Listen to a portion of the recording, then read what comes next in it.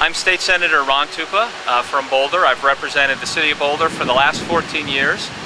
This is truly the most progressive district in the state, and the choice could not be clearer in the race for Congress between two status quo candidates and a true progressive reformer, Jared Polis. I've worked with Jared Polis for the last 10 years. He's been on the State Board of Education. He was chairman of the board. I'm vice chairman of the Senate Education Committee. And we've worked together a lot on legislation at the state capitol and on other progressive issues. I can tell you that Jared Polis has a long-standing support for public education in the state of Colorado.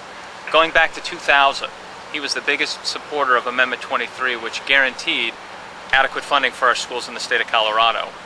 He started charter schools for disadvantaged and homeless youth and new immigrants to the country. When he was chairman of the Board of Education, he brought together the Democrats and the Republicans to make that board function well.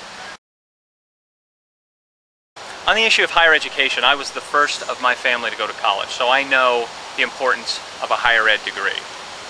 Jared Polis is actually, one of his campaign platforms is to double the amount of assistance for Pell Grants and remove the limit on federally backed student loans, which would have been very helpful to me when I was going through college and very helpful for everybody else going through college right now.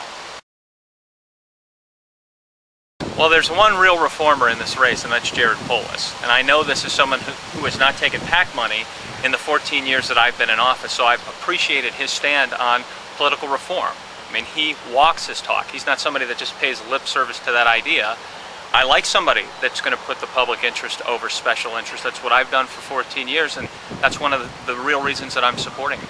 We have a real opportunity to send a true reformer to Washington, someone who's not a status quo candidate, someone not unwilling to shake things up. He is not afraid to take on the special interest groups, and I think that's what people want to see with our congressperson that we send to Washington. So the choice could not be more clear between the status quo candidates and Jared Polis, a true agent of change.